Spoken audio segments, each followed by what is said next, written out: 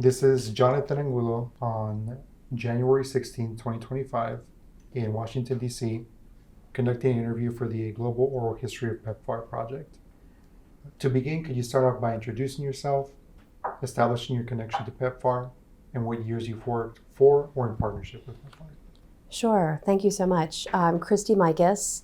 I am the Executive Director of the Global Health Technologies Coalition. Our coalition is a group of about 50 different organizations, from nonprofit to academic institutions and private sector organizations. But before I joined this group, just about a year ago, I was a federal government employee for about 22 years at CDC and at HHS and at State Department, where I worked for PEPFAR. The time that I started working in PEPFAR, I started in 2003 on a rotational assignment as part of my Presidential Management Fellowship program. And then I went back to the Commerce Department, where I was housed initially, and then joined PEPFAR again in 2004, and was in the Office of the Global AIDS Coordinator until 2006, when I moved to the State Department, and then went back to PEPFAR in 2008, and was with PEPFAR until 2019, when I moved to Washington, D.C., and I had been in Washington, D.C., but then moved overseas to Zambia for a number of years, and then moved back to Washington, D.C. in 2019, just before COVID, which was interesting.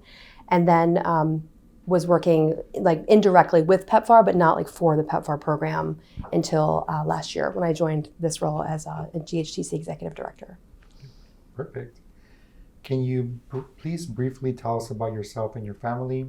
Where and when were you born? Where did you go to school, etc.?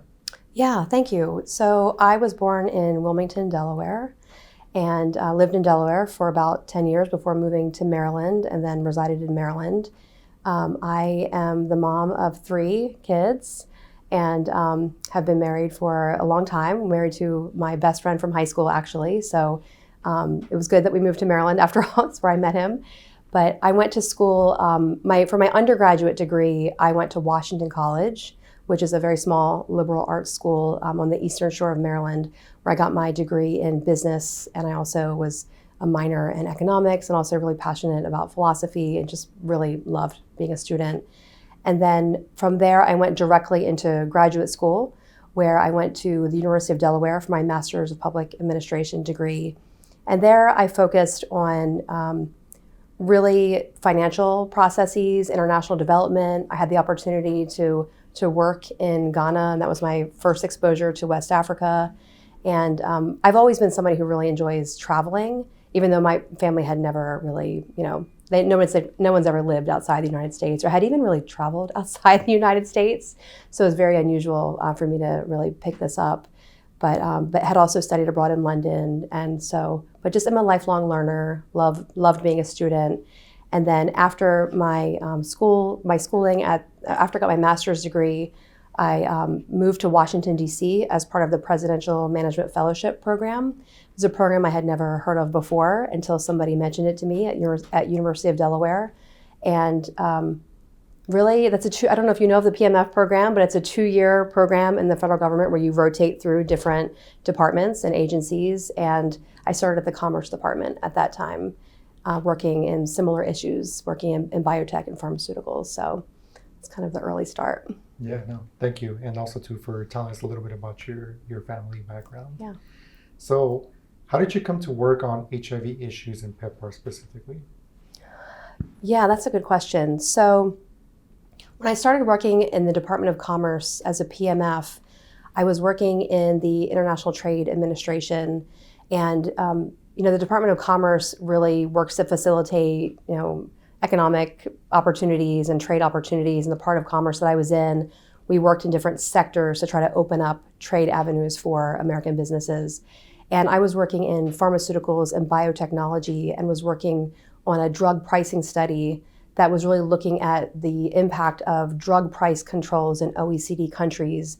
And it was a very long study, and it was an amazing opportunity to really start with the federal government and start working on that study. Well, I learned so much about the pharmaceutical sector and biotech and innovation, and the why companies do what they do. At the same time, there was a lot of talk about how HIV was really ravaging many parts of the world, and that there were medications available for people who could purchase them and use them, but they were not available for people who really needed them in other parts of the world. And that's when it became an issue very front and center for us in trade, because it was no longer about us putting on trade missions or working on good clinical practices with Asian counterparts, but more so about trying to understand what pharmaceutical companies should and could be doing, the role of generic medications, and things like that. So it kind of came to my doorstep a little bit in my day-to-day work. And then there was an opportunity that arose through planning a conference that I was involved in, where we really tried to bring industry to the table to partner with us to see what they might be willing to do around HIV/AIDS. And this is very early stages of PEPFAR. So PEPFAR was being created sort of at the same time. And so we worked with Global Business Coalition at that time and put on this conference and really started asking people what they could do to step up more and do more in HIV/AIDS. And Dick Holbrook was, our moderator, and it was an amazing opportunity and time. So we had the conference, and then shortly after that, somebody asked, would I be willing to go on detail to the State Department as a Commerce Department employee and help, bring this industry perspective and also see if there was a natural partnership there.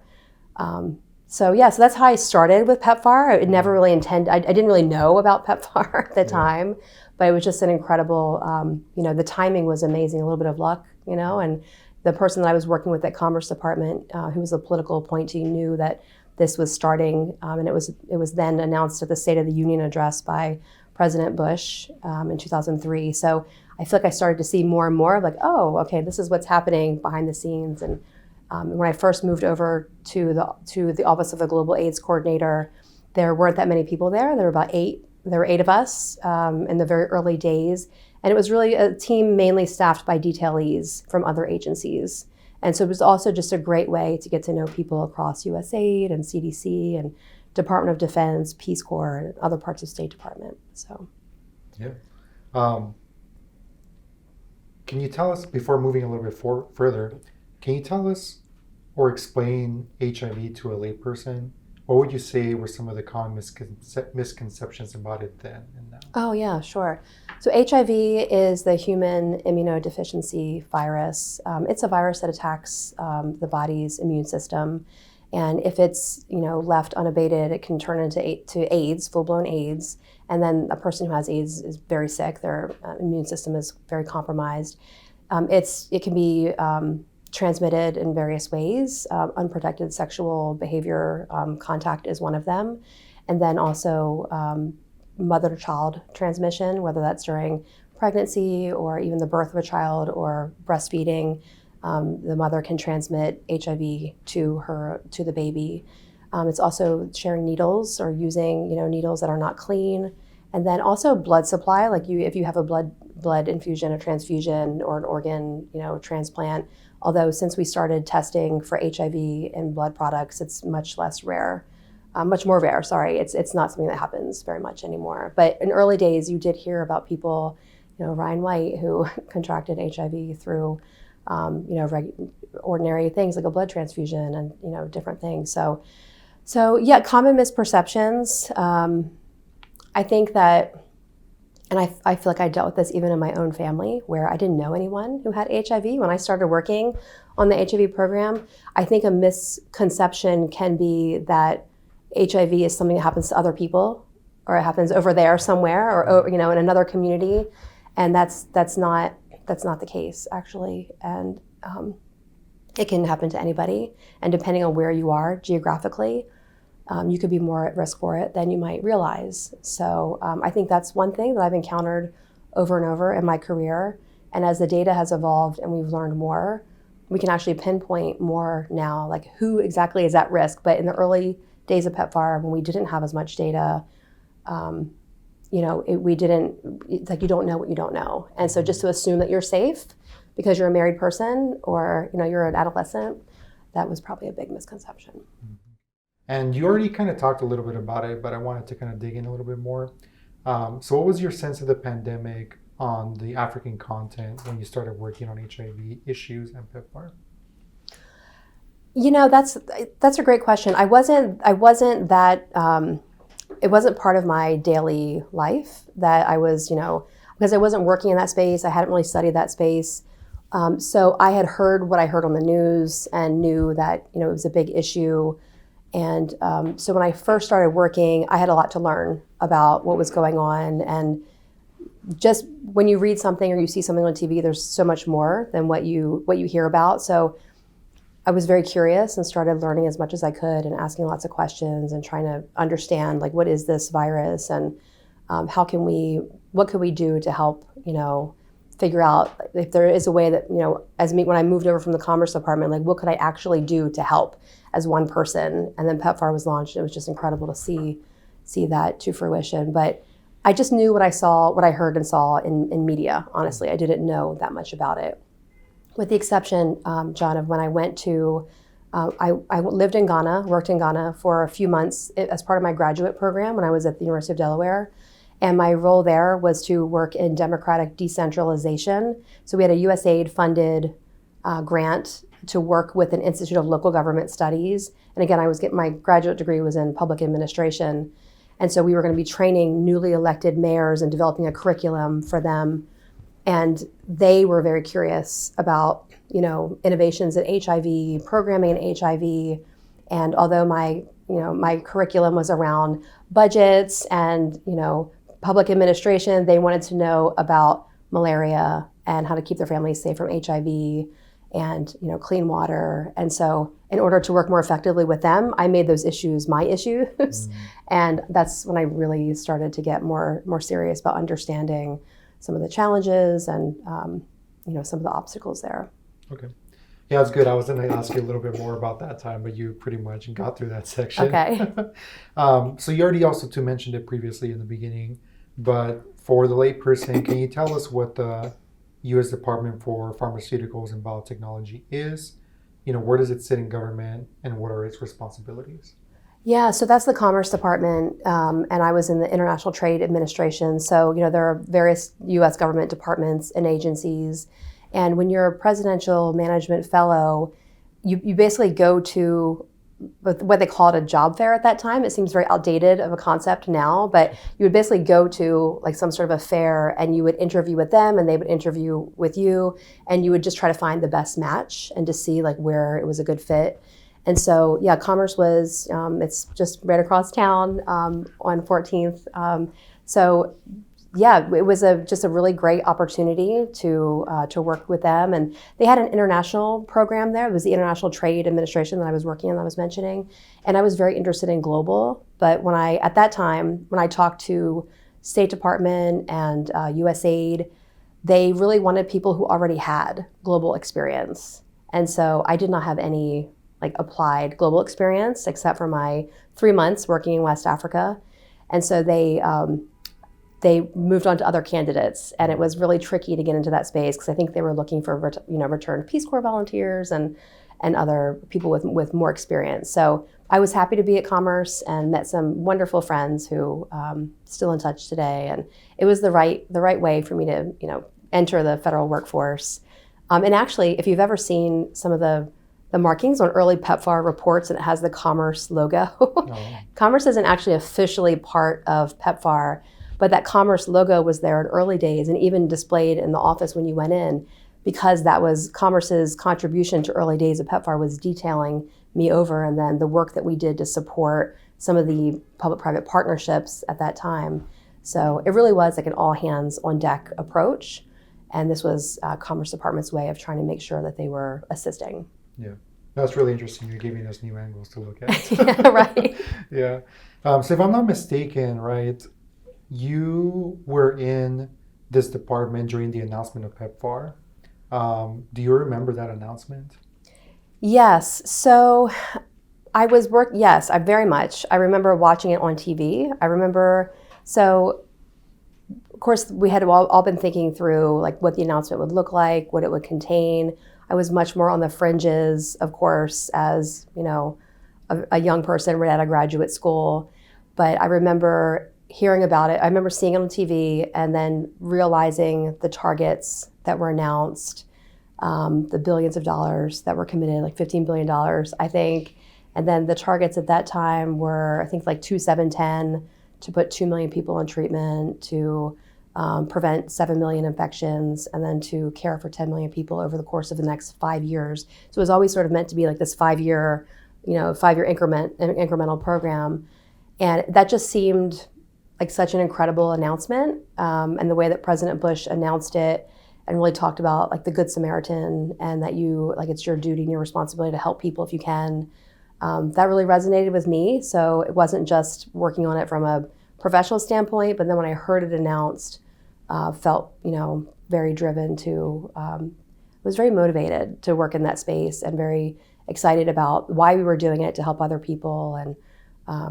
And just the public health component was really interesting to me. And like my curiosities, as I mentioned, of like how you could actually stem the tide of something like this. So yeah, I remember that being a really remarkable statement. The idea of putting 2 million people on treatment seemed like a pie in the sky kind of a goal. And I think at that time there were tens of thousands of people on HIV treatment, maybe 50,000 people, if I'm remembering correctly, across the African continent who were on treatment. So to think about going from 50,000 to 2 million over a few years, it was like, okay, let's get to work. It was an audacious goal, and it was, I thought it was very inspiring. I was really excited about it, and felt ready to jump in and see how I could be supportive. Yeah. Oh, thank you. That's a really interesting perspective, particularly from other answers that we've had, right, about remembering the announcement of PEPFAR and everything. So, the Office of the United States Global AIDS Coordinator role is established in 2004 as you're finishing up your fellowship, and you join up with 8 others in this brand new office. Mm-hmm. Why did you want to take on this new project?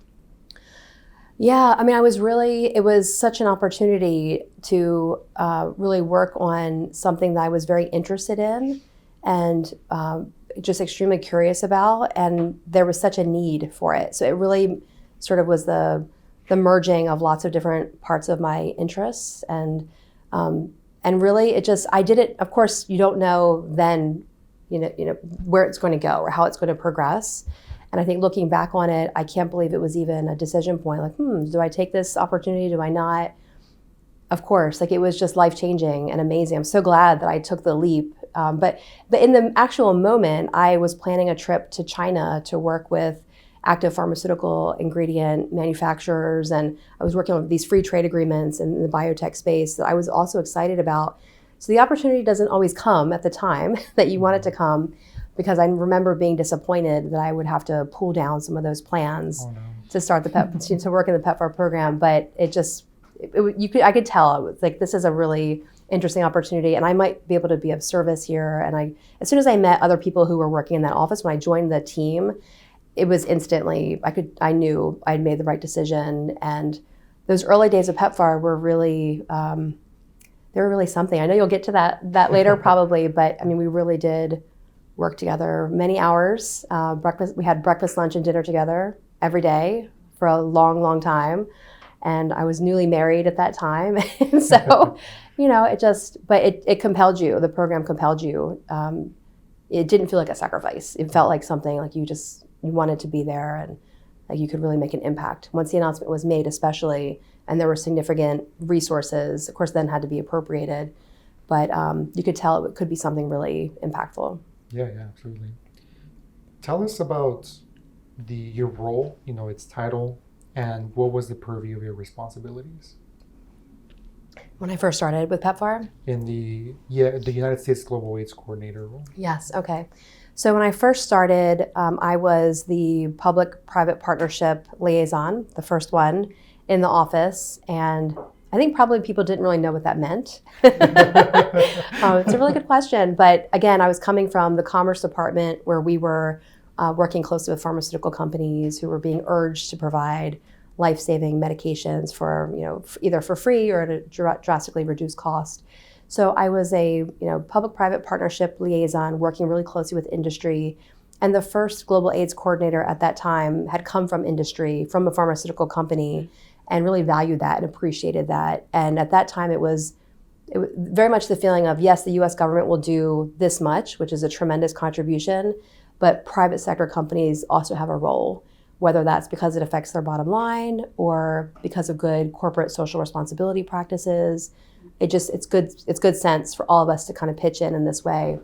And so in that role, I organized an event at the New York Stock Exchange where we brought some of the early PEPFAR partners together just to give some recognition for work that they were doing in the laboratory space. And there were so many partners in those early days that if they were doing anything related to fighting HIV, we would pull them in and ask, like, could you do some more things? And could you do this in other countries? And how are you working? And could you partner with this other group?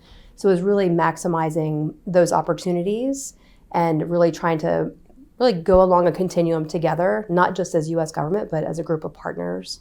And so it was a very natural fit at that time to be working closely with industry and in that public-private partnership role. Yeah.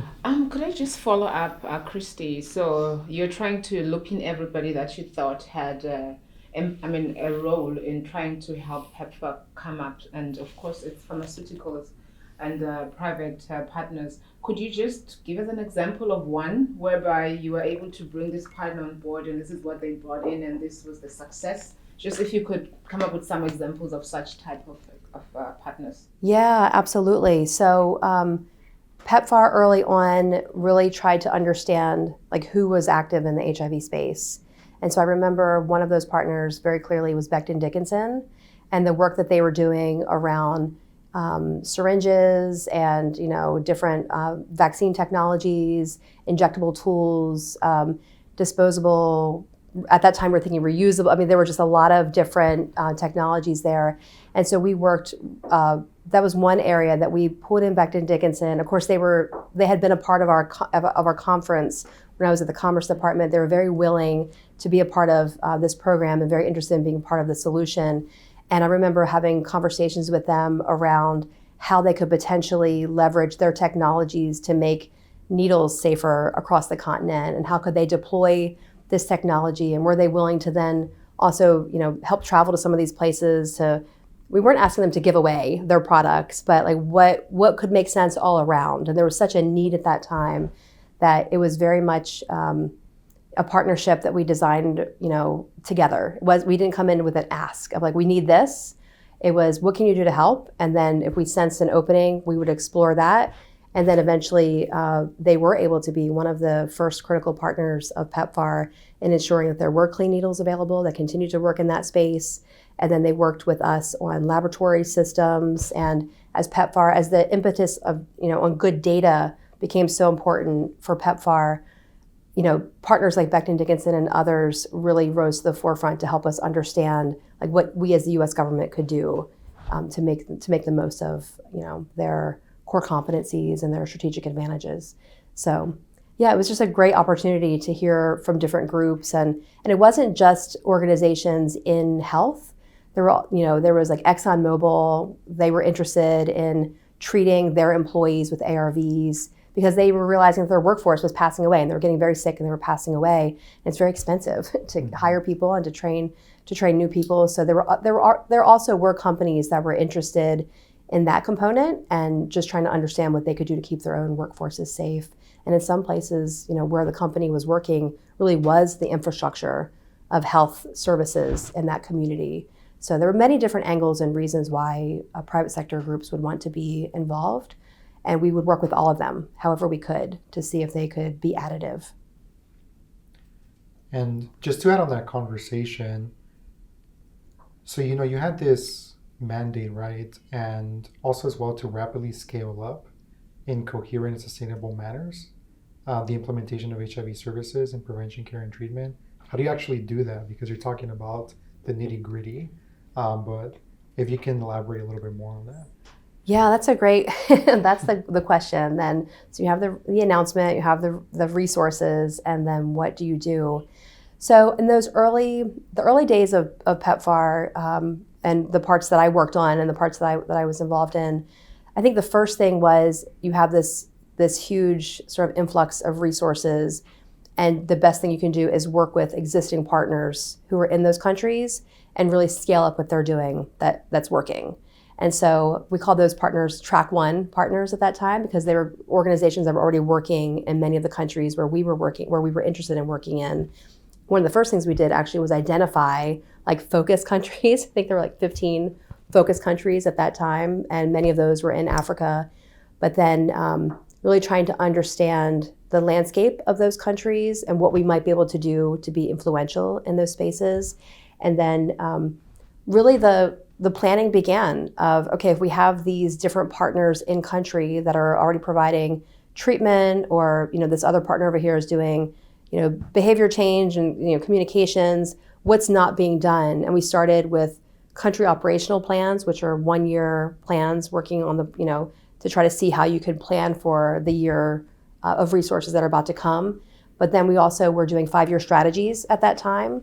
And so we were thinking through, individual countries, like where they were in their epidemic, what did the epidemic look like for them, who were the mix of partners in country for them. It was very tailored and localized and specialized approach depending on where we were. So at the same time that we are thinking about it that way, PEPFAR also had a number of technical working groups. I think at that time there were probably like 15 or 16 technical working groups, and they were associated with these different reporting codes that we had in PEPFAR, because everything came down to the data and reporting and showing, your success or challenges, whatever it would be, but just in reporting the impact of what you were doing. And those technical working groups were also very influential. So while we're looking at countries to see the best mix of programs that could help, stem the tide of HIV, we were also working technically across multiple countries to bring in best practices. So like the PMTCT technical working group, for example, would look across a variety of different countries and say, okay, Botswana is doing a really great job of PMTCT. What are they doing that Zambia can work from or learn from? And what can South Africa maybe take from this? And what are other countries doing? And so it was really a very multi-pronged approach that was very needed, but it did feel like we were doing everything all the time, all at once. And that's why we were just there it was very intense. Yeah. But that was the challenge early on, in making sure that we had the right mix of partners. And we learned a lot from that approach, changed things up when PEPFAR was reauthorized again in 2008. Mm-hmm. But yeah, that was how we initially thought of it, was very country specific, but then also, across technical fields to make sure there was nothing we were missing. Yeah, no, that's really good. Into segueing into the next question, would you say that was the biggest challenge in those early PEPFAR days? Or were there additional challenges that you hope to solve? Yeah, I think scaling up programs is its own challenge, and just making sure, like, you want to be, there was such a sense of needing to be accountable for the resources and wanting to make sure that we were very clear on how the money was being spent, what it was achieving, and what we could tie it back to in terms of indicators and metrics of success. But I actually don't think that was the biggest challenge. I think probably the biggest challenge, and it's a challenge, but it wasn't a bad thing, but I think one of the challenges was really just learning to work as a new way in the U.S. government, because the PEPFAR model was based at State Department as the coordinating entity, not an implementing agency. But then we worked very closely with other departments and agencies, so USAID, CDC, Department of Defense, Peace Corps, notably, as I mentioned, other parts of state. And so we were really forging a new way of working with those U.S. government departments and agencies. And at that time, there was even, this saying of, check your uniform at the door. And so, like, when you come into the PEPFAR space, when you come into the OGAC space, Office of the Global AIDS Coordinator, you don't come in as your agency or your department affiliation. You come in just as you are, with your technical expertise and what you're bringing to the table. And that was a challenge. That was really hard at first, to forge those new ways of working. It was necessary, but we did that at a headquarters level before. And when I moved to Zambia, and then I saw it at a country level, what that looked like at a country level.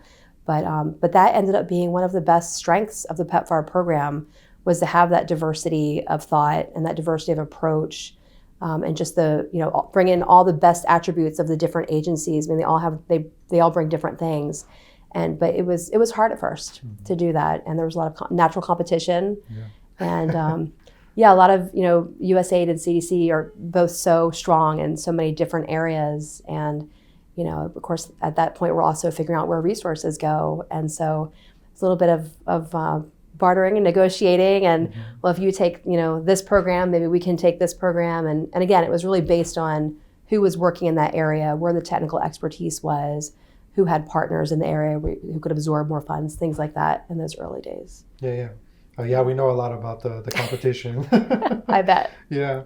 And then just, for clarity, can you tell us what OGAC is and its responsibilities? What does it do for somebody who doesn't know who that is? Yeah, sure. So Office of the Global AIDS Coordinator is the office at the State Department that really coordinates the PEPFAR program. And that's where the PEPFAR coordinator, the Global AIDS Coordinator, sits in that office. Now, recently, that office became part of a bureau at State Department for Global Health Security and Diplomacy. But the Office of the Global AIDS Coordinator for 20 years or so was the office at State Department that really managed the PEPFAR program and worked closely with the other departments and agencies. Okay. Thank you for that. And you talked about that competition and having to deal with different state agencies within the United States. And you also spend time serving as a representative to the Global Fund. Yeah. So in some ways, the Bush administration, explicitly designed PEPFAR to work outside of the Global Fund. Right. But they often worked in tandem. Tell us about those dynamics. Yeah, thanks. So, the Global Fund was really a catalytic investment on behalf of, the U.S. government that was really purposeful and really trying to make sure that other countries, just because the U.S. government was doing so much, the American people were doing so much in HIV, we still wanted other countries to be a part of this and to have a way to contribute. And the Global Fund was, the answer to that in so many respects. So I think the first request was about $1 billion. So if PEPFAR was $15 billion, Global Fund request was like $1 billion. So it was still a significant contribution, but it was purposefully designed so that the U.S. government wouldn't contribute more than 33%. So we still were the U.S. government was still part of Global Fund because we contributed 33%, of the resources. And so it was really in that vein that I first started working closely with Global Fund. First in a technical capacity, I was reviewing proposals that would come in, for technical components. And so we would be given really a check sheet from our technical working groups. And then I was one of the early screeners. We would review hundreds of proposals that would come in. And I was doing it for OGAC, but there were dozens of other people in other countries also working on those technical review panels and really trying to get the best proposals and making sure the best ideas were coming to the top.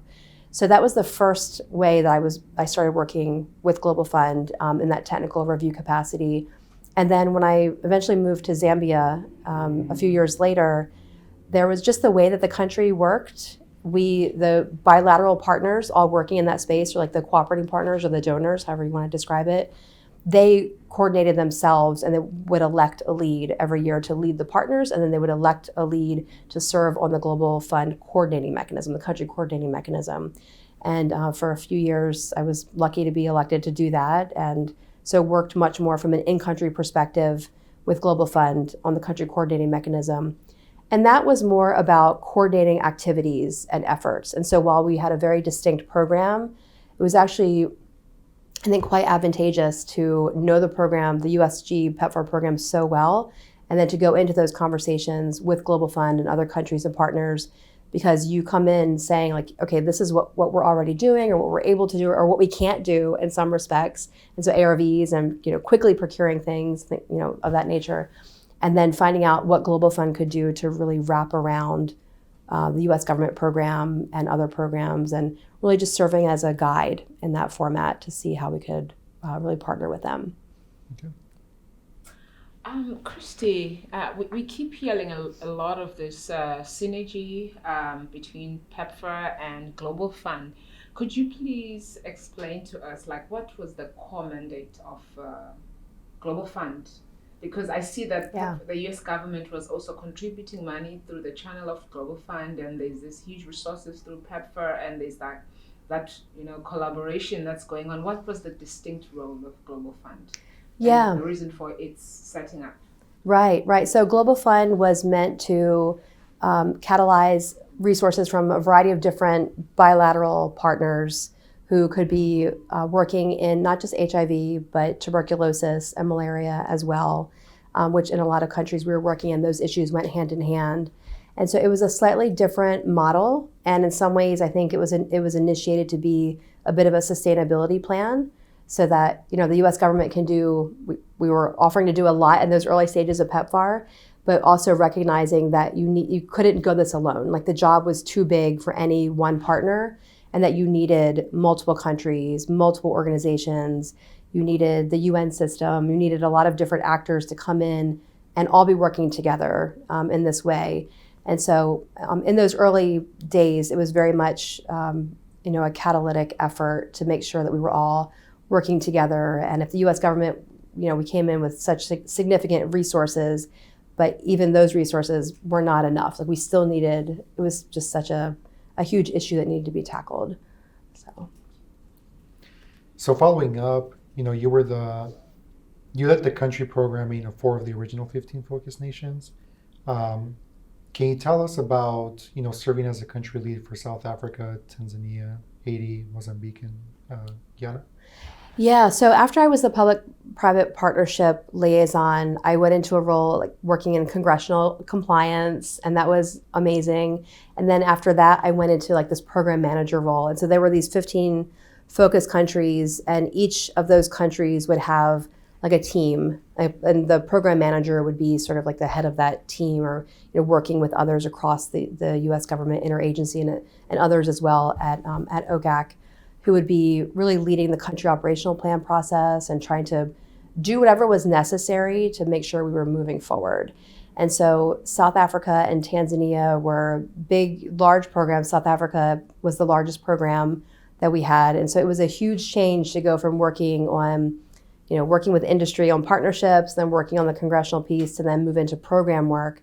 But honestly, that's where my heart was. And I wanted to be closer to the actual program and to understand how we were providing resources and what that looked like once the resources were received by the agencies and how they were implemented in the country. It was much more interesting to me. And so it was a natural progression of just my interest.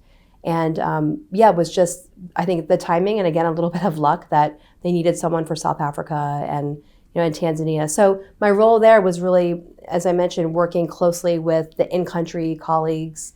So supporting the PEPFAR coordinator who was in country, so the U.S. government team who was in Tanzania and in South Africa, in Guyana and Haiti, which of course very different epidemic and different geography and a much smaller program comparatively speaking, providing resources, making sure they had all the technical support that they needed. So like if they had an issue with the military population, we pull in some of our DoD colleagues and see if they could do some more mill-to-mill, programming, and just whatever the issue was, we would try to handle that as a team. And so that was my role at my last role when I worked at the Office of Global AIDS Coordinator, and very fulfilling. And part of that role was to travel to the countries as well and to be a resource for them and to really get to know them and understand their challenges. And that was just incredible to travel to the different countries and hear from them and go to the hospitals and clinics where this work was being done and see the impact. It felt like it made all the long nights and extra hours so worth it to see the impact firsthand, and just really want to tell everybody you can, like, what an incredible program it was. I very much have felt that way my whole life. So it was really great. And again, it might be a little bit too specific, but can you tell us maybe about some of the particular challenges for like each country during the AIDS crisis? Yeah, they all had unique challenges. I remember, I remember working with South Africa, for example, that there was also, I think now we would call it like misinformation or disinformation, especially after COVID. People are more comfortable with that terminology, but there's always been some stigma involved with HIV/AIDS, and especially the sexual nature of how it's transmitted. And there were challenges early on working with some of our country governments around acknowledging how big of a problem it really was, acknowledging how it was transmitted. Even people in positions of power might say that you could take a shower after unprotected sex and you would be just fine. Of course, that's not true. So I remember there were so many challenges that could arise quickly without us even thinking that those were challenges. I think we thought getting the resources out and accountability and measuring progress, some of the data, I think we came in thinking, okay, those are the big challenges. But then just the way that you work with other governments, and these are sovereign nations, and you come in with a lot of resources. I think we learned a lot from how we came in at first with our resources and working with implementing partners. I think also countries naturally wanted to talk with us early on about how maybe we could fund them directly instead of working through CRS and EGPAF and some of the implementing partners. Like, how could we fund those countries directly and just fund their Ministry of Health or Ministry of Community Development, Child Welfare, whatever, however they wanted. And there are restrictions on that, and we ended up doing much more of that in later years of PEPFAR. But in those early years, we weren't very set up for that.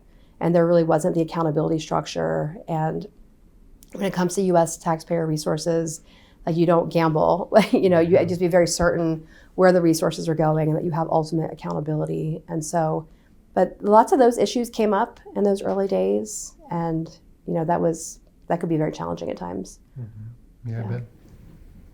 You do mention that at first there were concerns about accountability, and hence the money was not going direct to the country or the departments. But eventually that changed. Could you explain what led to that change? For PEPFAR money to be sent now to whoever it was in latter years than it compared to the beginning, and was there any role that PEPFAR did to make sure that there was that capacity for accountability? Please explain that aspect for me. Yeah, sure. I mean, I think PEPFAR and other partners as well have worked, for a long time to help ensure that there are better systems in place and better capacity. And but it really, those accountability systems, like in ministries, and so yes, I think it was more of probably a mindset shift that you could work with in-country partners and that you could figure out ways that the funds could be accountable. But we're talking about, when I first moved to Zambia and we would go to a hospital or a clinic, it was not uncommon for the records to be notebooks. And like, you open a notebook and you go through the lines and you kind of evaluate like the different patients, and they all were given numbers, there weren't names or anything like that.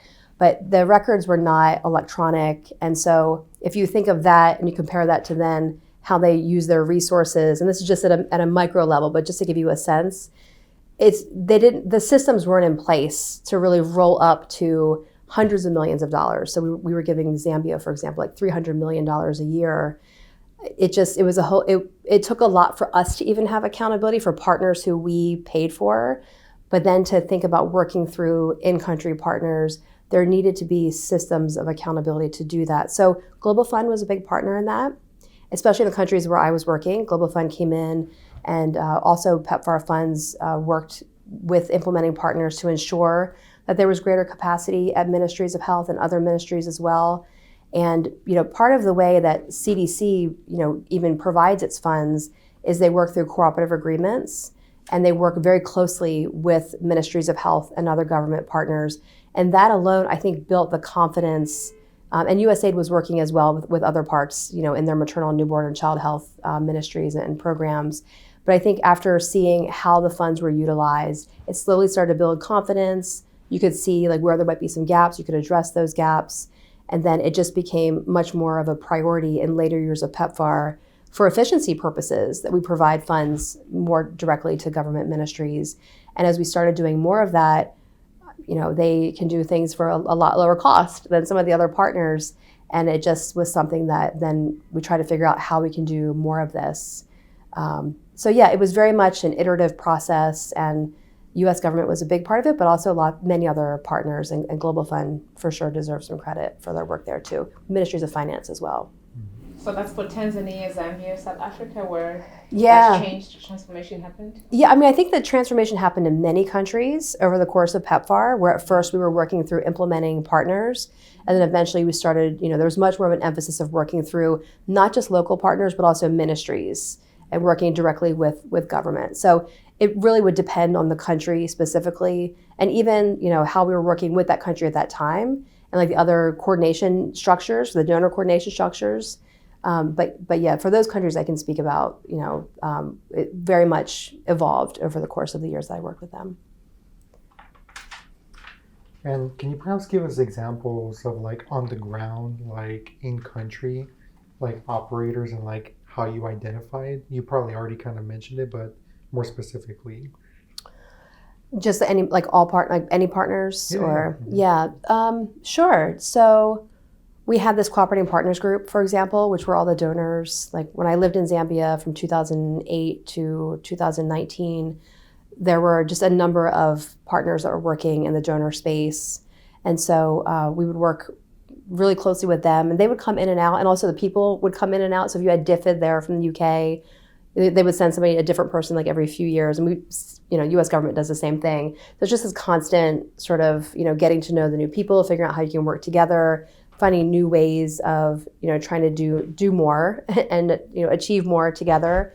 I feel like there was a very purposeful shift towards working not just with local partners, but also working with civil society throughout PEPFAR's evolution, which, at first we honestly, we would listen to civil society and people infected and affected, but they weren't as part of our COP process, and they weren't as integral to our day-to-day planning for the COP. Like that was seen as very much more of like an internal process where we then would bring in the partner country government and see how we could, like what made the most sense. But eventually we started working much more closely with civil society actors, which was just a whole new dimension of PEPFAR. And they really pushed for that, and they really advocated strongly to be part of the decision making. And in some cases, they really, rocked the boat when we thought we had really set plans based on the data that we had and the funds that were coming in. And some of our civil society partners would really call us to task and make sure that that their voices were heard, and that was a really important part of the program. And honestly, we probably should have built those voices into the formal process sooner. But we worked under the auspices of national AIDS councils and Ministry of Health coordinating mechanisms. So as much as possible, we were trying to utilize in-country structures for our planning and our reporting. But there's no denying that there was a shift where we saw the value of including, the civil society organizations in a much more direct part of our planning. What brought that shift? Was it just a push from the civil society wanting to be part of the decision-making process? Or like you said, also with the accountability, like paradigm shifting also contributed? Could you just say a little bit more about that kind of shift? Yeah, sure. So I think that's part of it, exactly as you mentioned. But I think also when there were challenges along the way, there were certain populations that we were missing. I think we needed to rely on the in-country expertise and all the voices that we could hear from, so we could meet some of those needs. And so, like one category, one group of people that we were consistently missing were babies, and even though we were making such good progress in identifying people who were either at risk of HIV or newly tested for HIV and getting them into care, we continued to fall short on reaching enough babies, and the babies were dying before they could be put on care. And so, I think that it was just really, there were groups of populations like that were underserved, and I think the civil society community was very active in areas that we needed to do more, where we needed to do more. And so they offered a perspective that we did not have, and it was just invaluable to work with them and talk with them.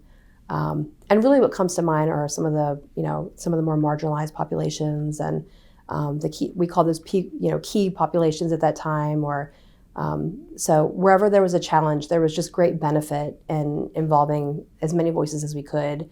Treatment literacy was even an advocacy group where I lived and worked, just because people didn't really understand, the ins and outs of taking ARVs in those early days. And so just having a group talk about treatment literacy was extremely beneficial, because they were able to put the materials into local languages, and it took all of us working together to make sure that we were moving forward. I wish we had involved them a lot sooner than we did.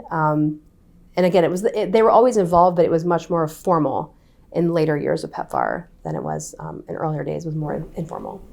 So they were more formalized in terms of involvement. What does that mean? Was there a technical working group that specifically focused on them? What were the structures that were put in place to make sure that they are contributing in a much more formalized way? So there were definitely forums in countries where we worked, where civil society were very active. And so like where I lived and worked in Zambia, for example, the National AIDS Council was the coordinator for all HIV activities, and they always had a civil society seat, always. And so we worked with them as the US government just naturally in that forum. And then Global Fund always had civil society representation on the country coordinating mechanism, on the CCM. So there were those ways to work with civil society. I guess when I'm talking about how we eventually grew to incorporate civil society more formally in PEPFAR was more through our COP process, where we actually started including them like in our COP meetings and in some of our direct discussions with OGAC leadership. That didn't happen in the early days of PEPFAR, but it started to happen more and more later. But those groups were always involved in those in-country ways of working and we're really valued members. Yeah.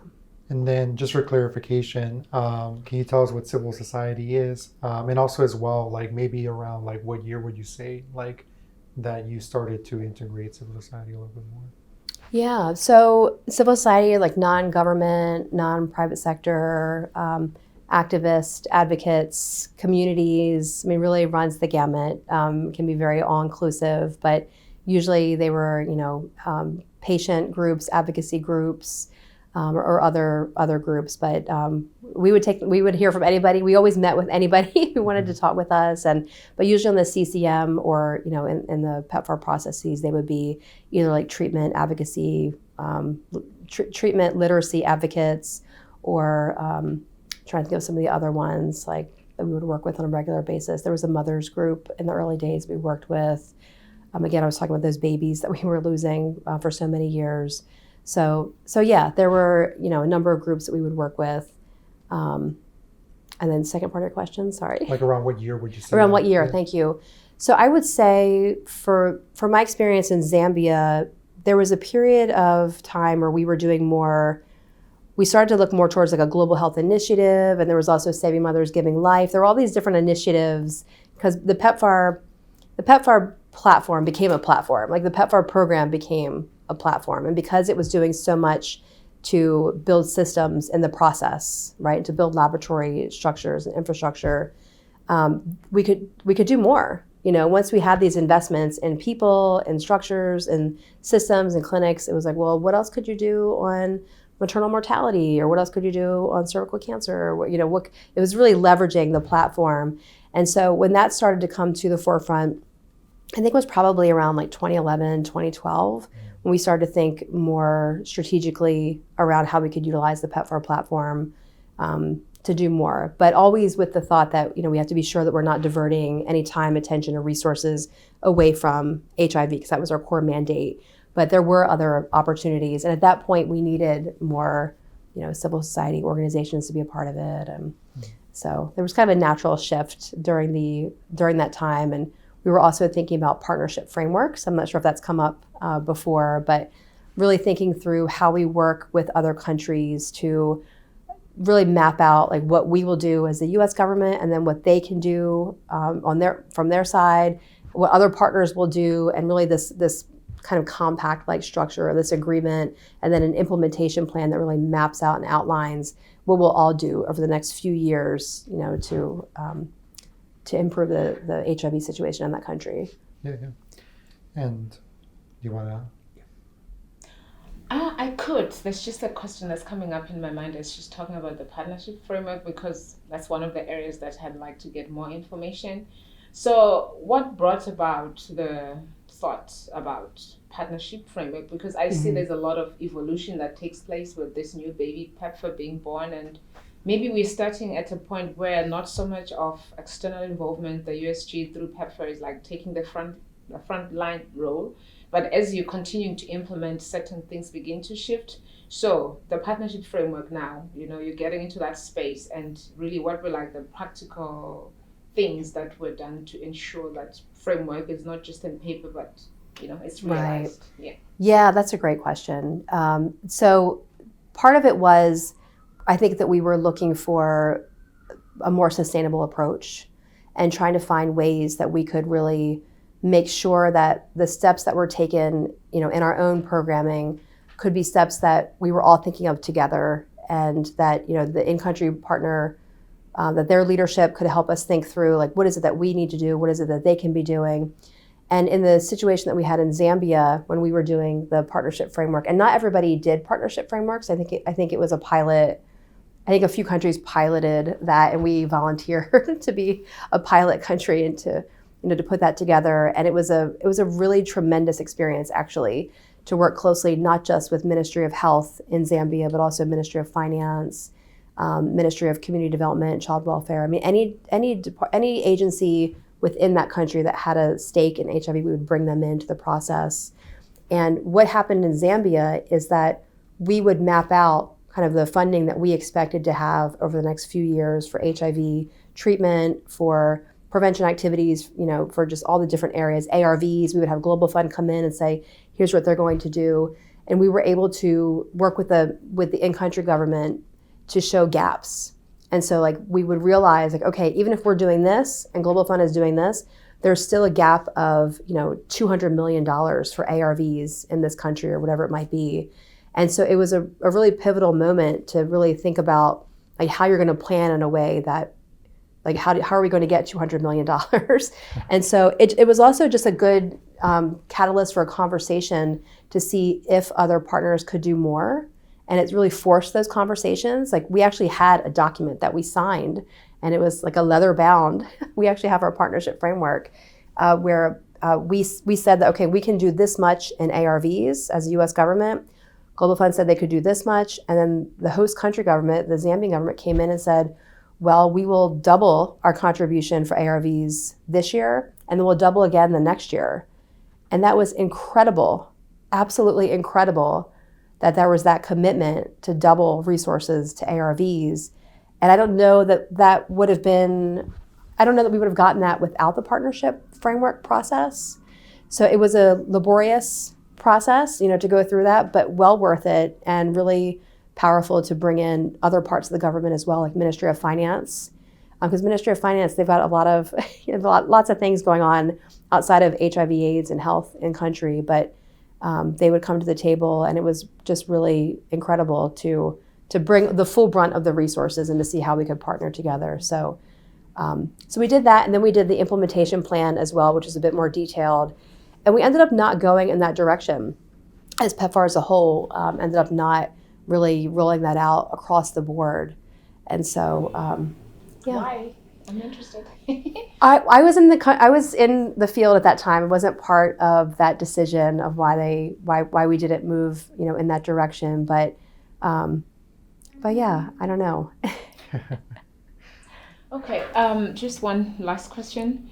So you have the partnership framework that's written out, and different partners are signatory to that to say this is the part I'm going to play. Mm-hmm. And the government also does that, and they're doubling their intake. Their contribution to procurement of ARV drugs. Yeah. Does that really happen, or it was just in paper? Were you there to see that really happening in Yes. in practical form? Yes, Or, it did happen. Sometimes things get signed, and Right. then when it's time for delivery, it's not happening. Did you see that baby being born and Yes. you see it grow?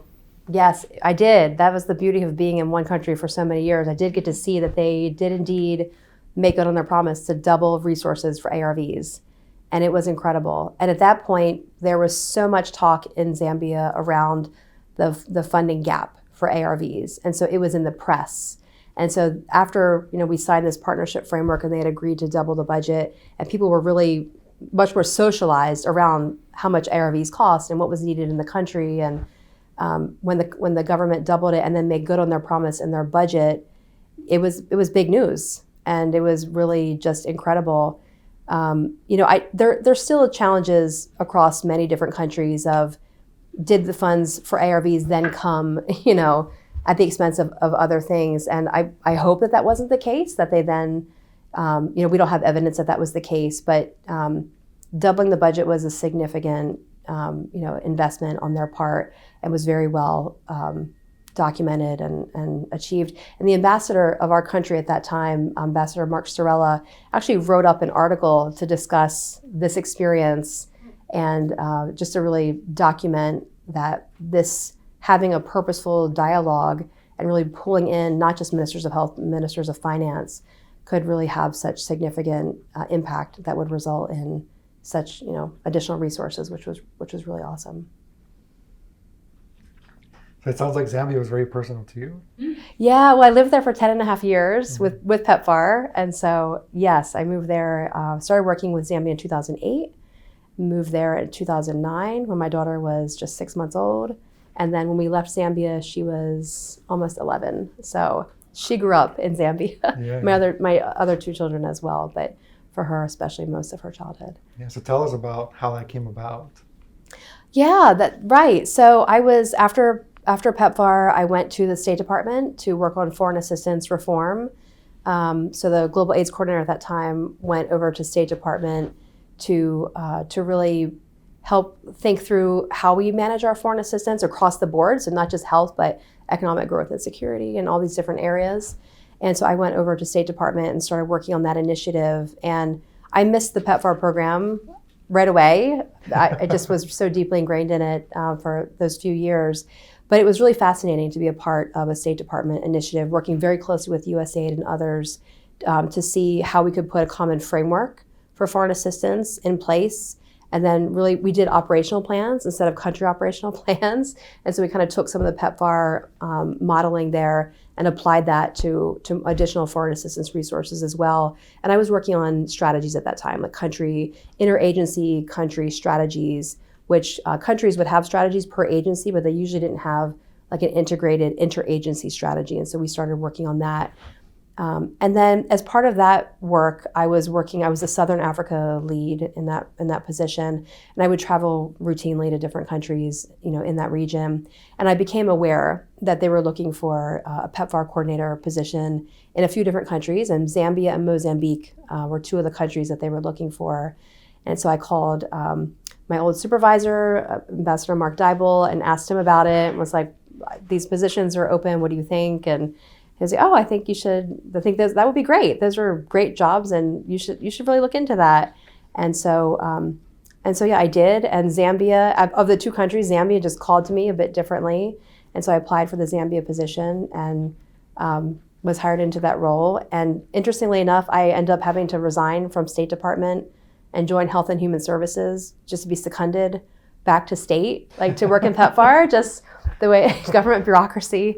But they couldn't actually place a State Department civil servant in country. So I had to kind of go through the HHS mechanism for that. But yeah, so that's how I ended up in Zambia. And it was an incredible opportunity. And again, coming from a family where my family had never left the US, it seemed very foreign to them that I would be moving with my 6-month-old daughter and my husband around the world, and I wasn't sure when I was coming back exactly, but they knew that I was very passionate about the program and that I was really happy and I felt very, it was very purposeful work and it was very rewarding and very satisfying, and it just always felt like a challenge. And so they knew that I was very happy like working in that program, and so they were happy for me and they ended up coming to visit and it was great. Nice. But yeah.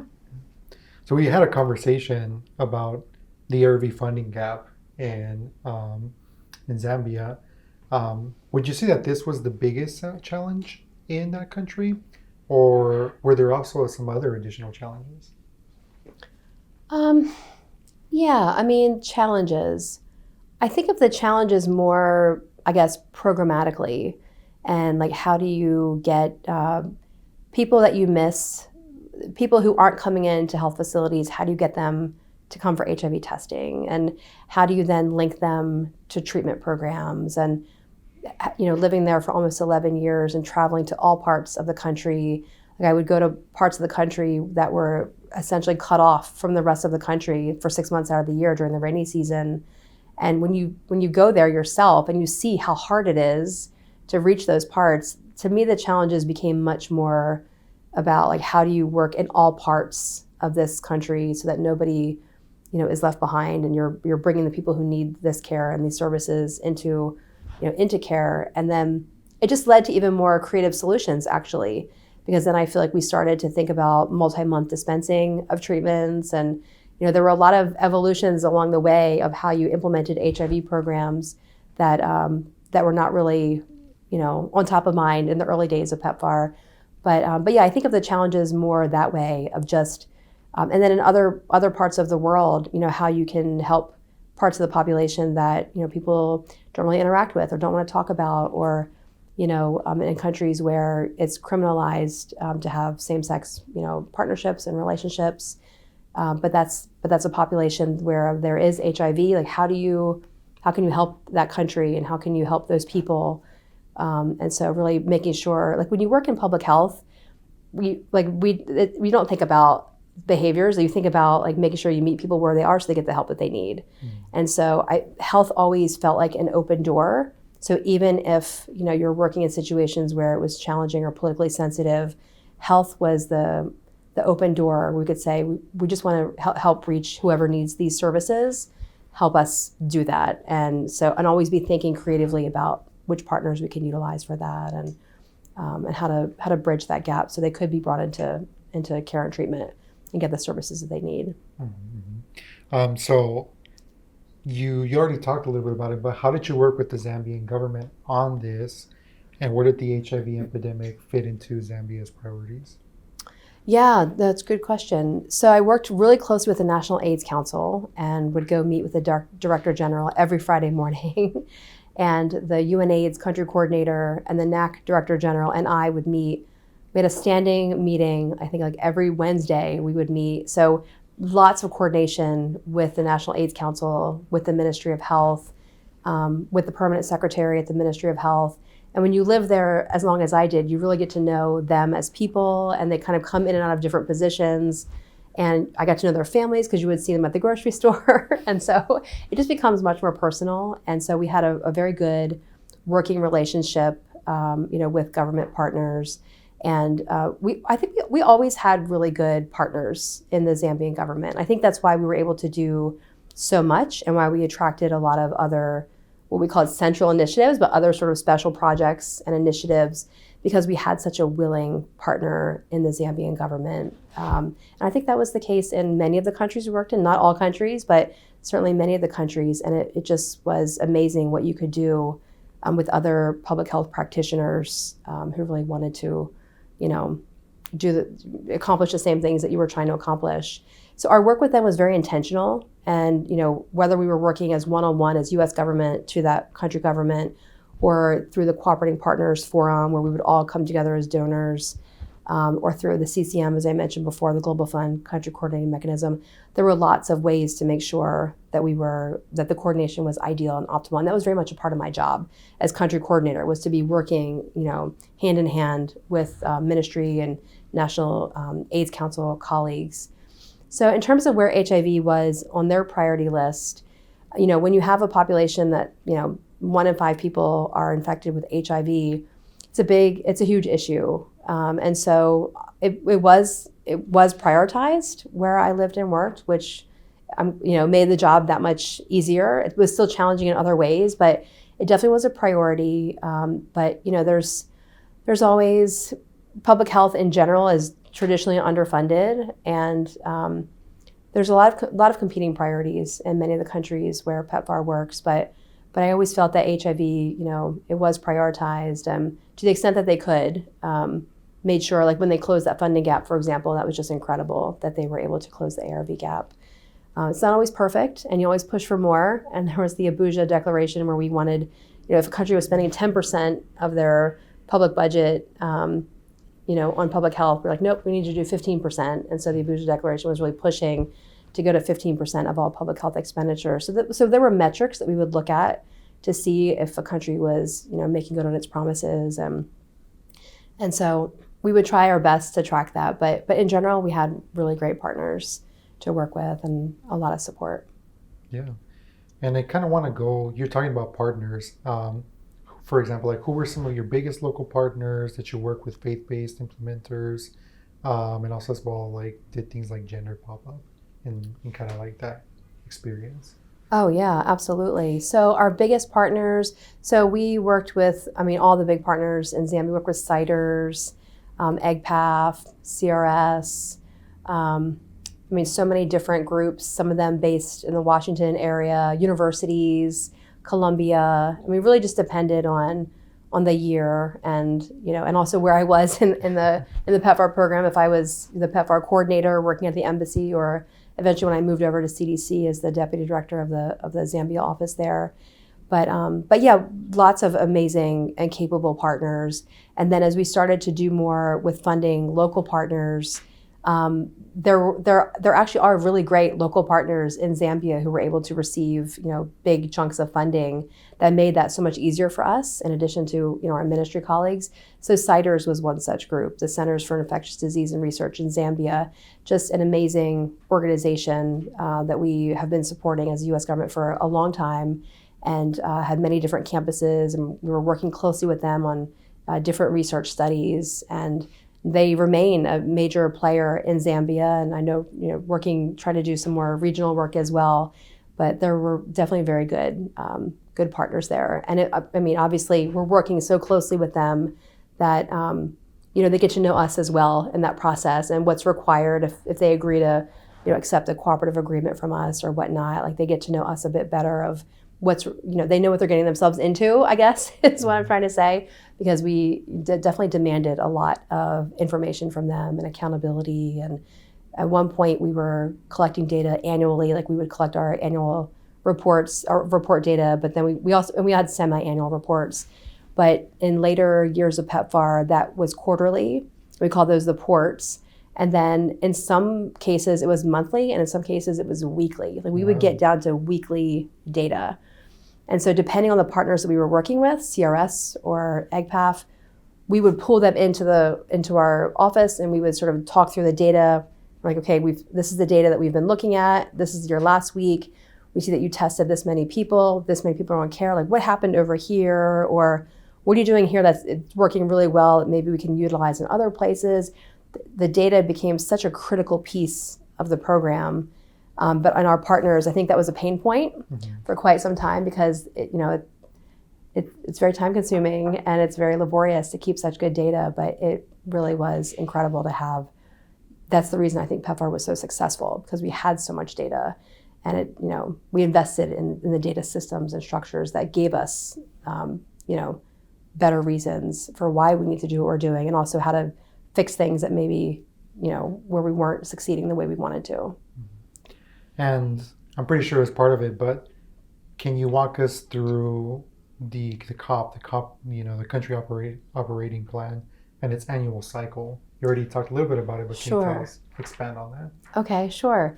So the country operational plan is a process whereby we would get like a top line number. Like, headquarters would let us know, like, okay, Zambia, based on last year's progress and based on your mix of partners in country and all these other factors, your number for the next year is $300 million or whatever it is. And then that number is received by the in-country team. And so when I was PEPFAR coordinator in Zambia, so you would get this letter, and you really eagerly awaited that letter, which gave you your top line number. And it would also include any earmarks that you would have. So if we had to spend 10% of our program funds on orphans and vulnerable children, or a certain amount of our funds on treatment, it would be outlined in the letter, like what you needed to do. And so we would get that letter, and that would really kick off our formal COP process.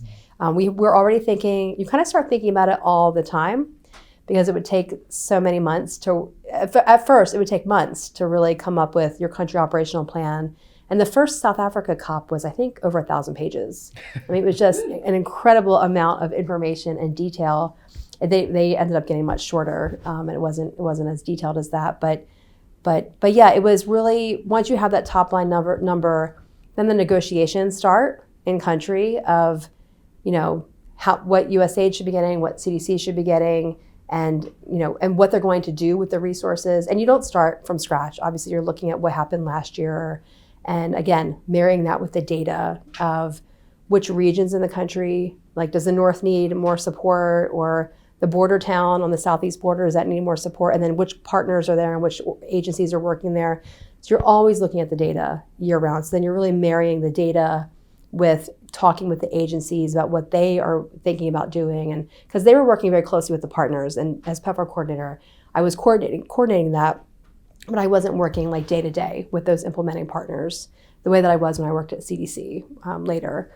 So it would really rely on the agencies to come with their proposals. And it was sometimes very much a negotiation of trying to figure out, like most of it was, 80% of it was like, okay, this makes a lot of sense.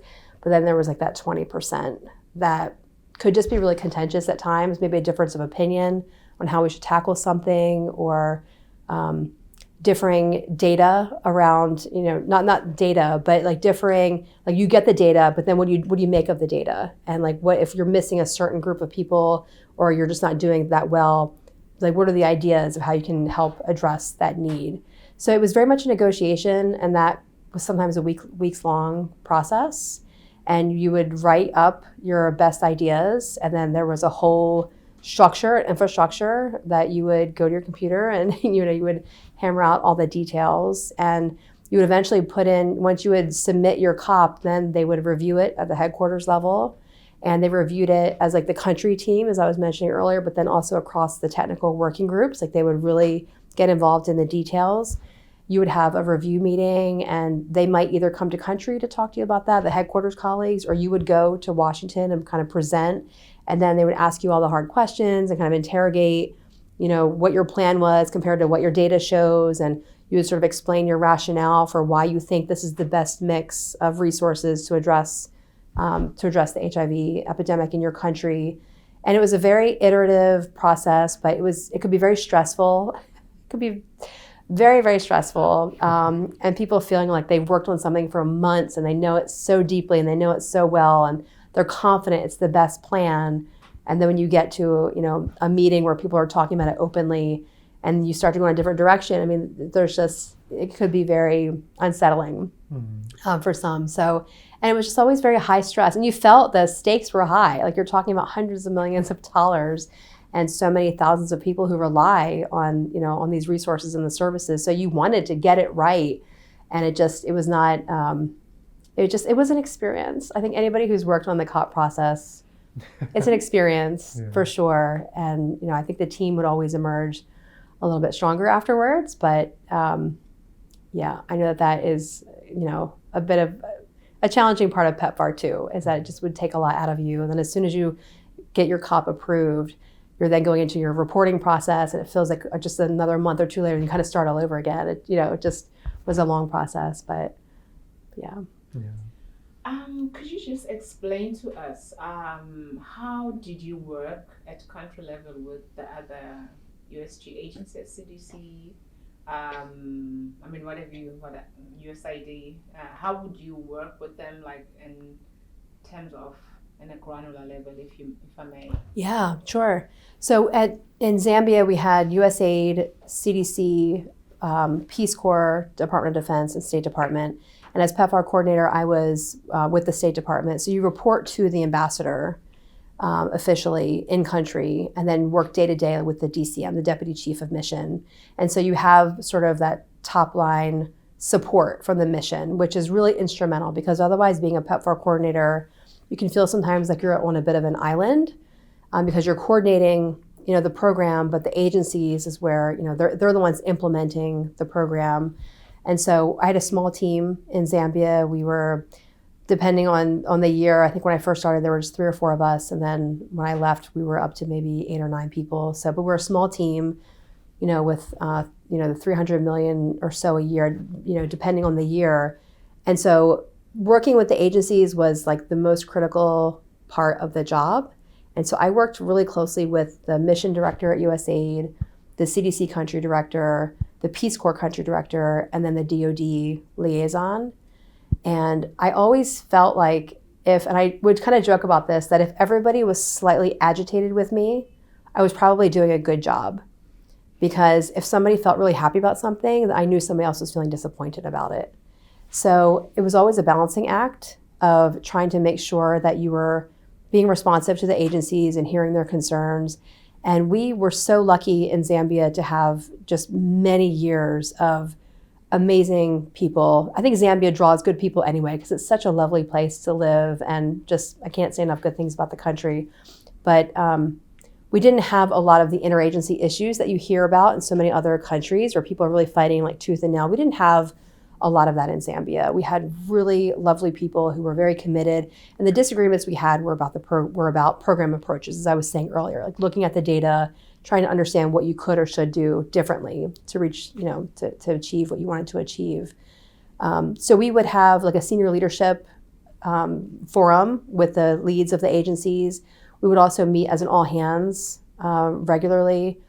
And then I think because we had such a great discussion and forum in Zambia that when other countries would break down, when their processes would break down, they would actually call on folks from other countries to come and help with retreats and help facilitate. And they'd say, can you help us in Ethiopia or whatever country, saying that hypothetically, to see if there might be other ways we can work together. I think we just really got lucky that we had just extremely collegial and professional colleagues that really wanted to see it work and make it work. And again, I feel like if they were all slightly agitated, I was like, okay, I'm probably doing a good job. But it's not comfortable being in that position. Like you want to be, I don't know, it was a lot of negotiating. That was a good role for me to understand like agreements, the importance of documenting agreements. And if somebody makes concessions with something, and the agreement is that that there's something on the other side of that, to document it and to make sure everybody signs it. I mean, I just learned so much in that role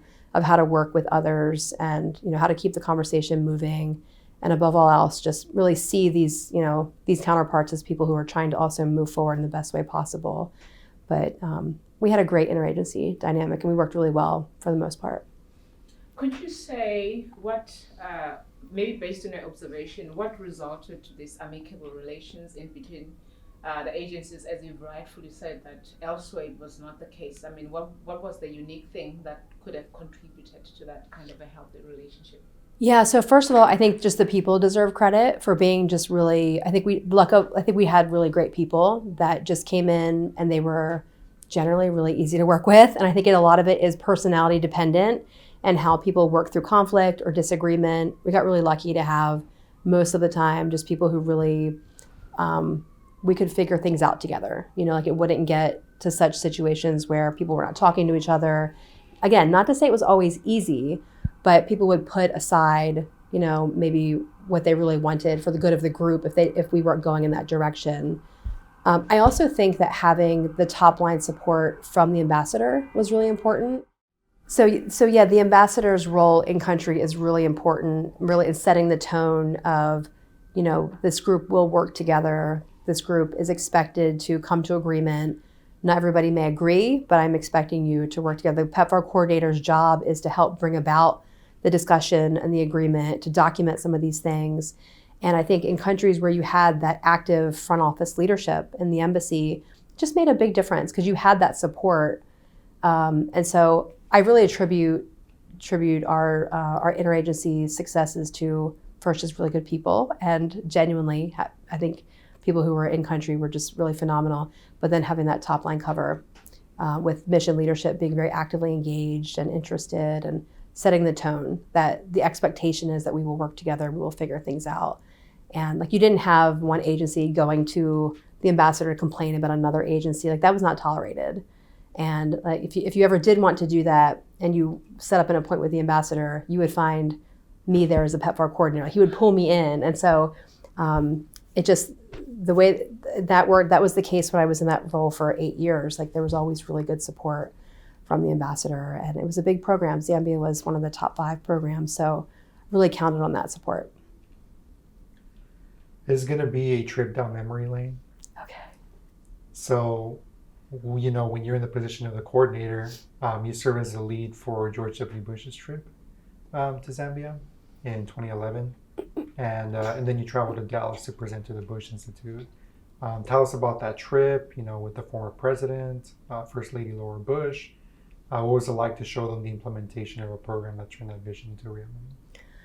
Yeah, that was amazing. Like to have the opportunity to host them. So President Bush came 3 times, actually. I was able to see him the first 2 times. The third time I was having a baby, one of my kids. But it was incredible to have President Bush there, Mrs. Bush there. They are just the most humble people, and they would we would put together a very robust program to show them different components of the program and to meet our partners, and they were always just incredibly gracious. And it was just an honor to show the person who created the program, like what the program had done. And going through the country for the years that I was there, I met so many baby Georges and baby Lauras.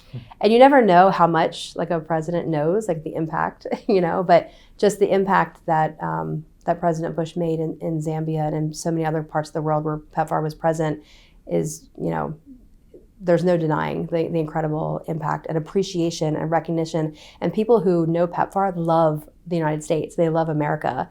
So having President Bush in country was just an amazing opportunity.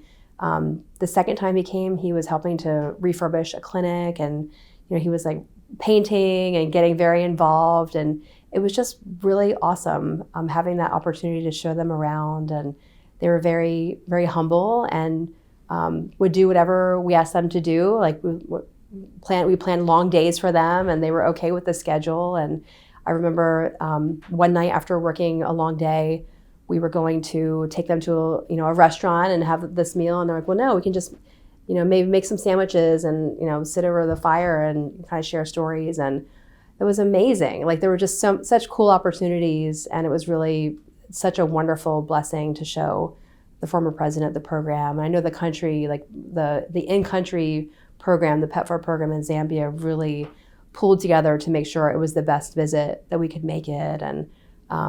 And then also traveling to Dallas to present on Pink Ribbon, Red Ribbon. So we were one of the first countries working with the Bush Institute on Pink Ribbon, Red Ribbon. So really utilizing the PEPFAR platform to see how we could make a dent in breast and cervical cancer, especially cervical cancer.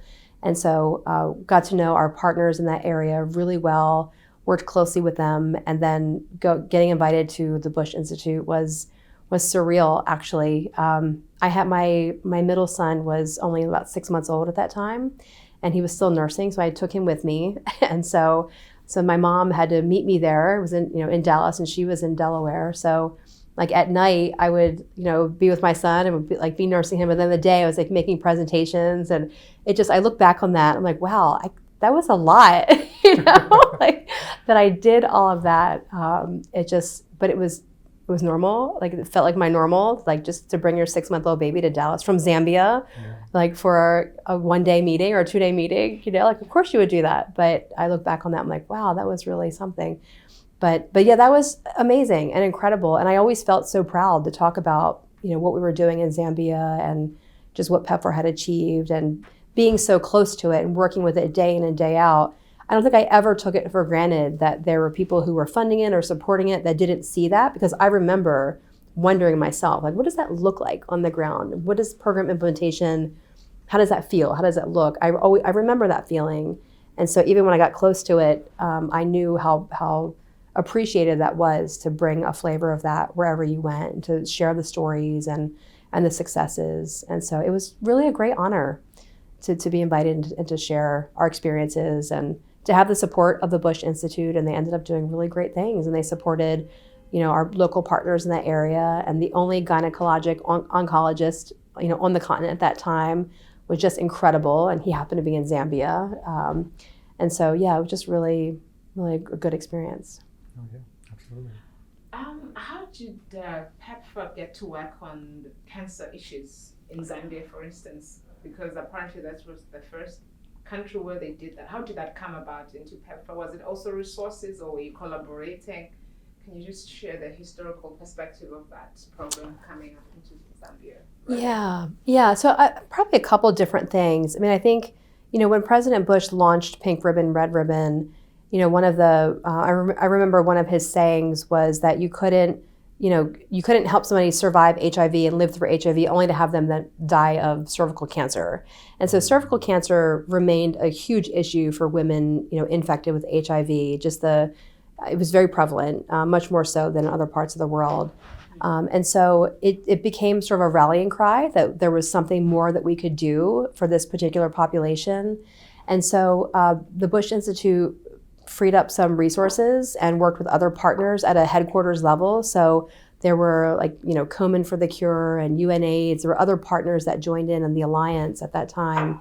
And I remember when they came to Zambia to kind of have a scoping mission, and we were able to show them how we were, some of our partners were detecting cervical cancer through very low cost technologies like digital cameras, like really using what you might have in a typical household, but these trained professionals, able to make the most of that technology and then display an image on a screen so that people could share, what, any sort of concerns or thoughts, and maybe make some diagnoses or, suspicions of, do we need to go in and maybe take a sample, or what would that be? But the screening at that time was a very low cost, low tech solution that I think appealed to many, because it was like, okay, you don't have to do that much more to then save so many more lives. So very opportunistic, I think, to get involved in that. I don't think it was an intentional, like, let's, all the cancers. It was really because there was such a unique opportunity for that. And then that program where they use the digital cameras to really project images became something that Zambia, I think, is still known for, because then they had this center of excellence where they could take images in any part of the country, because that group would then train it was citers, they would then train other hospitals and clinics on how to take those pictures. And then they would send the pictures back to the Center of Excellence, and they would meet every Friday morning, and they would review the evidence they had, and they would get, really first-class advice on what should be done to help save these women, or if they needed more interventions or whatnot. And then Project Echo, which is a program where they would do, have these conference calls or these digital learning platforms where people would call in, and there could be expertise from other parts of the world. They started looking into how they could make the most of this platform, and it really just kind of grew from there. But yeah, it just, from that scoping mission to seeing what was already being done on the ground and the capacity. And then again, I think having a PEPFAR team that really worked well together, and we felt ready when these opportunities came up to pilot a partnership framework and to implement a global health initiative, to take on 70 Mothers Giving Life, to adopt the Pink Ribbon, Red Ribbon. Again, it was those people in country that we were like, we can do this. Yes, we'll do this.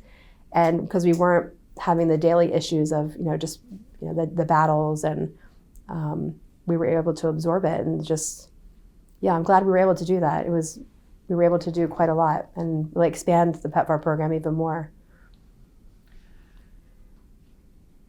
So we're at about 4:40. I'm going to go ahead and just ask some kind of wrapping up questions. Okay. I want to be respectful of your time. So reflecting on your work with PEPFAR, how do you feel about it? What are some of your proudest accomplishments? I feel like it was the honor of a lifetime to work on the program. It was such a blessing to be in the right place at the right time, to be working at the Commerce Department and to be detailed over to PEPFAR when it first started. It definitely was, was also a hard part of my life when I think about like the personal, because I was a new mom, and I missed a lot of dinners with my family and was traveling quite a bit. But even those experiences, I look back on my time with PEPFAR, and I feel really proud of it. I feel just to be a part of such an amazing program that did so much. It feels really good. And it was a start. I knew what I was getting into with a startup. I thought I knew what I was getting into, but it ended up being so much more than that. But I wouldn't trade it for anything. It was an incredible experience, and I really got to know how to work with other people. And it just ignited this passion for me in public health that I ended up getting my doctorate degree, and I have a doctor of public health degree from UNC. And my dissertation was on pediatric HIV case finding, again, finding those missing children that we were losing, getting them into care in time. But yeah, it just has had a profound impact on my life. And my kids grew up talking about HIV, and a couple of times I brought them with me to like clinics, and like again, I was nursing. I was either pregnant or nursing for a lot of years. I have 3 children, and so sometimes I would bring a baby with me out of necessity on a trip or something, and so they have memories of going to these clinics with me, and it just was an incredible experience. And honestly, I learned so much more than I could have ever given. And that's probably one of my takeaway lessons too, is that even with PEPFAR, like we should not think that we come in with answers. We can come in with resources, we can come in with great ideas, but the answers were co-created, and our local partners brought so many answers to some of these challenges, and it was really what we were able to do together.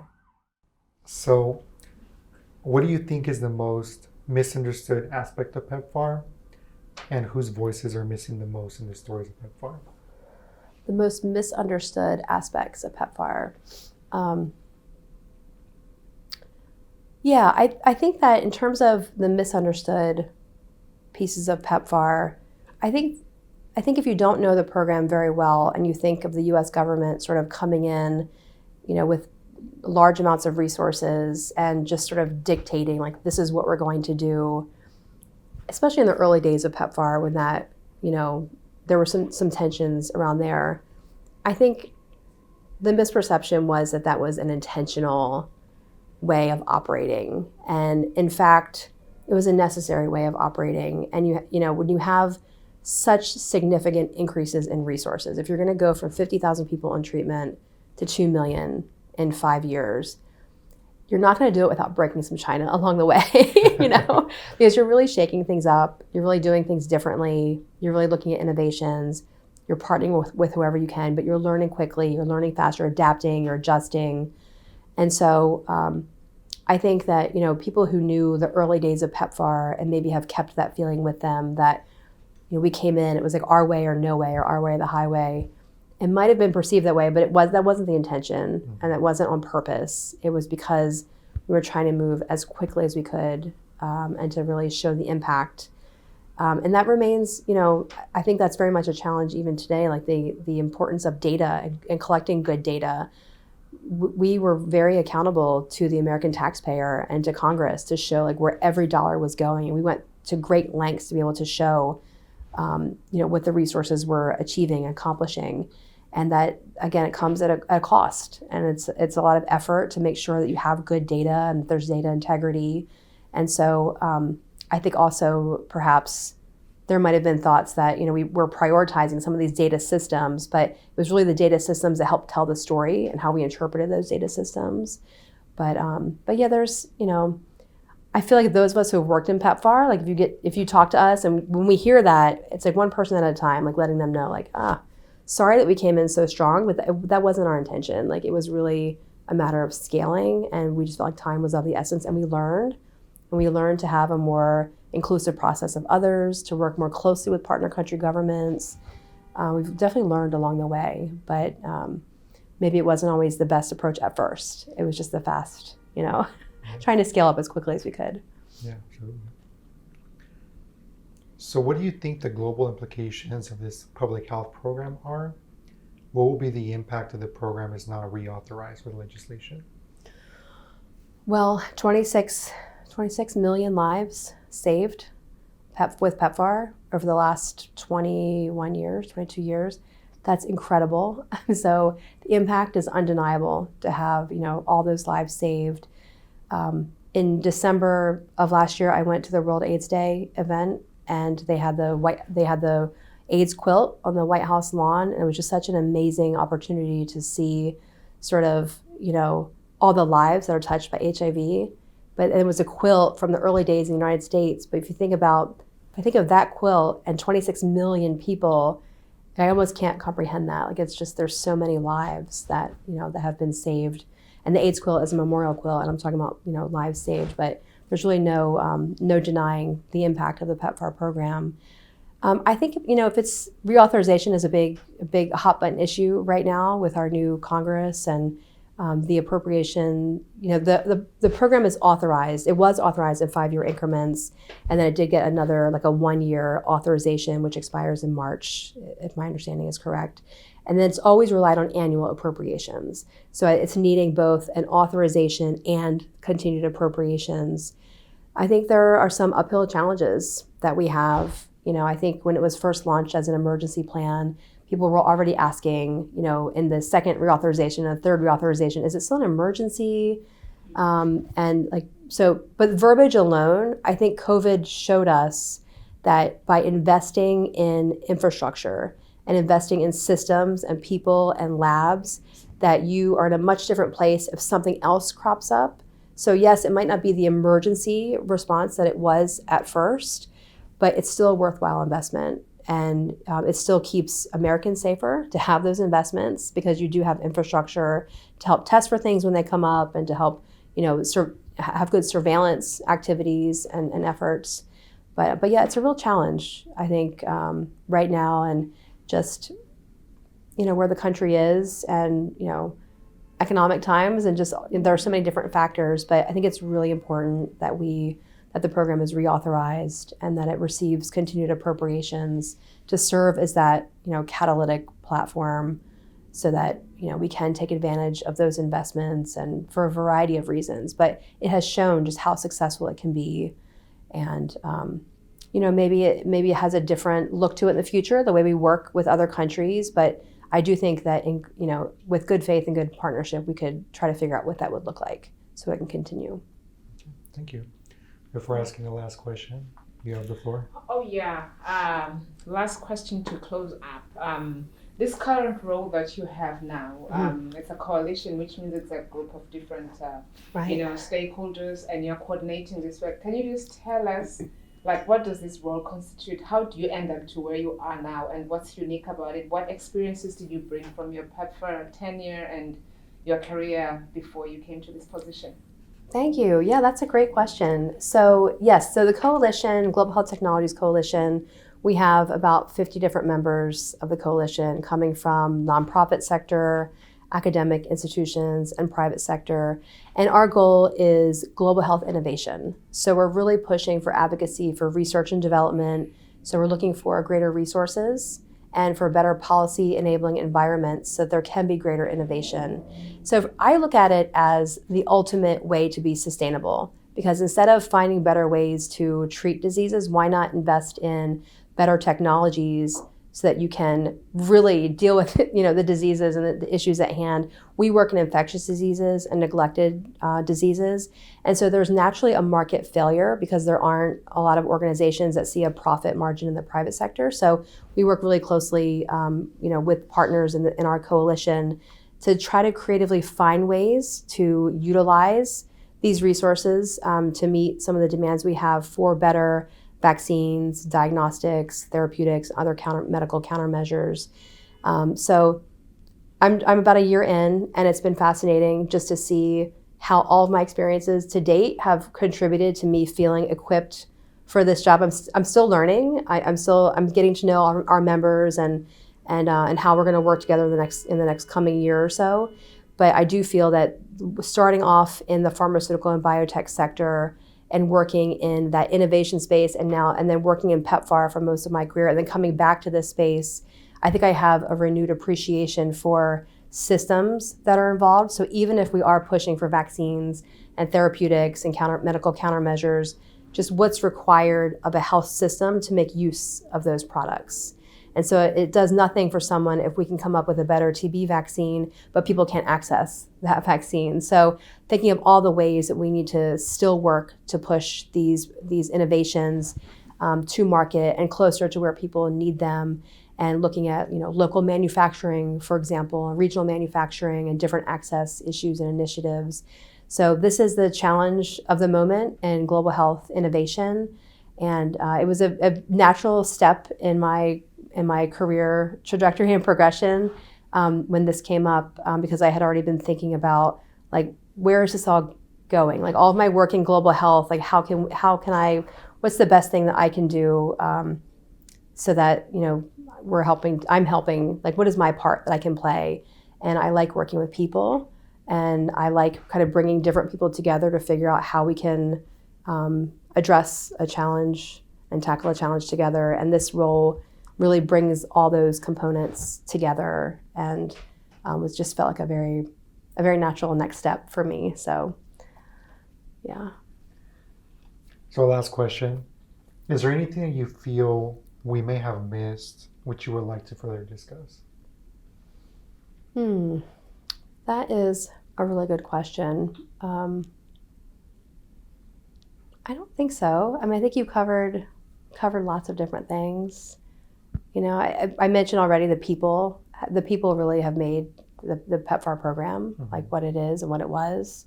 And I just have the utmost respect for the leadership of PEPFAR, the past leadership, the current leadership, and just all the people who have come in and out of PEPFAR. And, you know, it really has been tremendous initiative and tremendous effort and work, but at the same time, very rewarding. I know a lot of us feel that way. So, you know, I think you covered it. I'm grateful for the opportunity to speak with you and glad that you're doing this project so people can know more about the program. Yeah. Okay, well, thank you so much. That Thank you. concludes this very long oral history, but it was terrific, and we really appreciate you, Oh, you know, great. just working with us. Yeah. Of course. Thank you.